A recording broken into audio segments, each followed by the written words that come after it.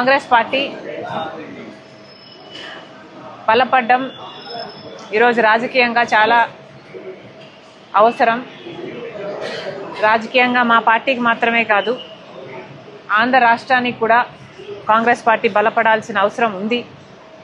ఎందుకంటే ఒక కాంగ్రెస్ పార్టీ అధికారంలోకి వస్తే మాత్రమే ఆంధ్ర రాష్ట్రానికి సంబంధించిన విభజన హామీలలో ఏ ఒక్క హామీ అయినా నెరవేరే అవకాశం ఉంది అంటే అది ఒక కాంగ్రెస్ పార్టీ అధికారంలోకి వస్తే మాత్రమే సాధ్యమవుతుంది.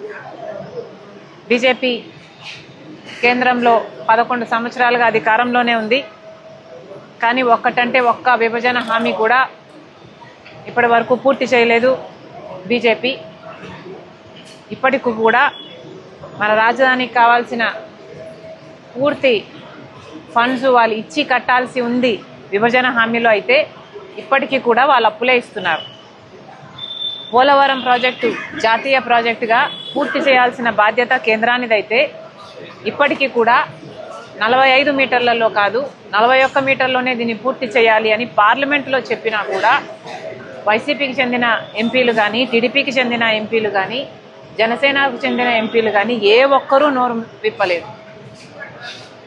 ఇలా రాష్ట్ర ప్రయోజనాలను బీజేపీతో సంబంధాల కోసం అటు వైసీపీ అయినా, టీడీపీ అయినా, జనసేన అయినా ఈ నాయకులందరూ వాళ్ళ స్వార్థ రాజకీయాలు చూసుకుంటున్నారు తప్పితే రాష్ట్ర ప్రయోజనాలను బీజేపీకి తాకట్టు ఎప్పుడో పెట్టేశారు. కాబట్టే ఈరోజు కాంగ్రెస్ ఎదగాల్సిన అవసరం ఉంది. ఎందుకంటే ఒక కాంగ్రెస్ పార్టీ మాత్రమే ధైర్యంగా, నిజాయితీగా బీజేపీని ఎదిరించి ప్రశ్నించే సత్తా ఉన్న ఏకైక పార్టీ ఈరోజు మన రాష్ట్రంలో ఉన్నది ఒక కాంగ్రెస్ పార్టీ మాత్రమే. కాబట్టి ఇవన్నీ జనాల మధ్యకి తీసుకువెళ్ళాలి.